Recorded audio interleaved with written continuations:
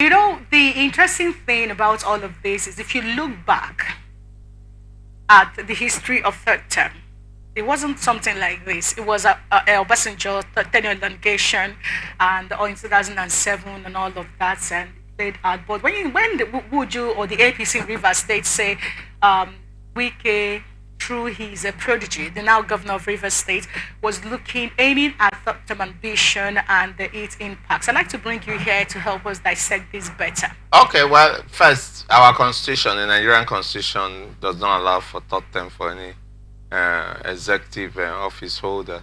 And by that I mean whether you're a local government, state governor, or the president of the country, local government chairman, that's what I meant. So it doesn't arise. But we've seen, because of the nature of human beings, sometimes they don't want to let go of an office. In fact, I was watching the net 2 days ago. I saw a situation in the Nigerian police force where somebody who had retired was coming to office and sitting on the chair he had vacated, claiming he had not finished his handover notes and he will continue. And then his subordinate officers were shouting at him, throwing abuses as it were at him, and insisting that he must leave. And the video ended at a point where he was an attempt was being made to forcefully remove him, from the office. Now, it is not even clear from such a scenario whether those who were trying to forcefully remove him were the good guys or he was a good guy. But one thing that is very certain is that from the moment his retirement came, he had no business coming to the office. If he had any handover note which he had not finished, he could stay in his house, complete it, and then send it over to them for whatever that is worth. It's the same situation in any life. So if that is the situation, and I say with a big if that is the situation playing out here in Rivers State, then it's very unfortunate. I don't want to believe that the former governor will still be holding on to, the delusion that he is still in charge.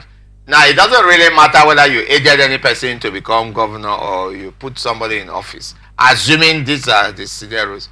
The fact is that whoever is a governor at a certain time will be the only person to exercise those powers. And let me warn that those powers are not limited to his ability to direct and manage all offices, public offices in the state.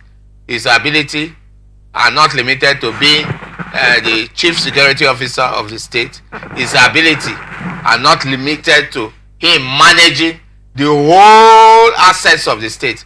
Assets will include the buildings of this state. If we have aeroplanes, he should be the one in control of it. If we have vehicles, the governor will be the person in charge of all of them, and so on and so forth. There is no room for any person who has left office to hold on to any form of public property in any form whatsoever, under any guise whatsoever, under any pretenses whatsoever, under any convoluted, self-delusional, or in fact self-trepified belief that he should be allowed to use those facilities. And let me warn also that if a sitting governor allows somebody who has left office in any position, not just as a governor, but in any other position, to hold on to public offices, facilities, assets, he is engaged in illegality. Yes.